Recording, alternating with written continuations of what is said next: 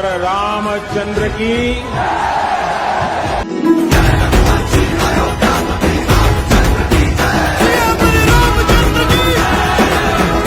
26 লাখ প্রদীপে ঝলমল করছে পুরো শহর। এ যেন শুধু একটা উৎসব নয়, এক অবিশ্বাস্য দৃশ্য। যেন আকাশে সব তারা নেমে এসেছে সূর্য নদীর তীরে। হাজার বছরের পুরনো শহর অযোধ্যায়, যেখানে রামচন্দ্রের জন্ম, যেখানে দীপাবলির গল্পের শুরু, সেই অযোধ্যাই আজ নতুন ইতিহাস লিখেছে আলোর উৎসবে। প্রদীপের আলোয় সাজানো হয়েছে রাম মন্দির, নদীর পাড়, রাস্তা, গলি, যেখানে চোখ যায় শুধু আলো আর আলো।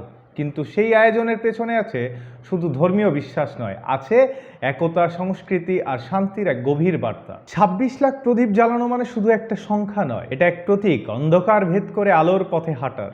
অনেকের চোখে জল এসেছে এই দৃশ্য দেখে। একজন বৃদ্ধ বলেছিলেন, এই শহরে আমি জন্মেছি, কিন্তু এমন দীপাবলি কখনো দেখি নাই। আরেক তরুণ বলেছিল, এই উৎসব আমাদের ঐতিহ্য, আমাদের ইতিহাস, আমাদের গর্ব। হাজার হাজার মানুষ এসেছে দেশের নানা প্রান্ত থেকে, কেউ এসেছে বিদেশ থেকেও।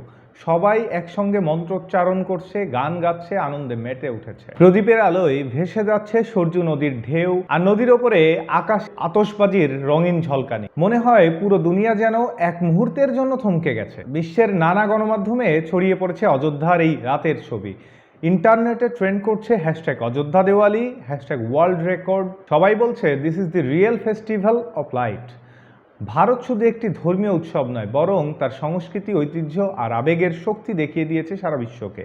এই দীপাবলির আয়োজনের মূল উদ্দেশ্য ছিল আলোর জয় ঘোষণা করা।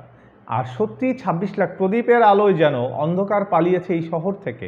আলোর এই সমুদ্র আমাদের মনে করিয়ে দেয়, অন্ধকার যত গভীরই হোক, একটিমাত্র প্রদীপও তাকে হার মানাতে পারে। অযোধ্যার এই দীপোৎসব তাই শুধু উৎসব নয়, এটা এক প্রতীক, এক বার্তা যে ভালোবাসা, ঐক্য আর আশার আলোই পারে পৃথিবী বদলে দিতে। এই আলো শুধু শহর আলোকিত করেনি, এটা আলোকিত করেছে কোটি মানুষের মন, তাদের হৃদয়ের ভেতরের অন্ধকারটাও। অযোধ্যা বলছে, আলো নিভে যায় না, আলো ফিরবেই। যেখানেই বিশ্বাস আছে সেখানেই নতুন সূর্য ওঠে।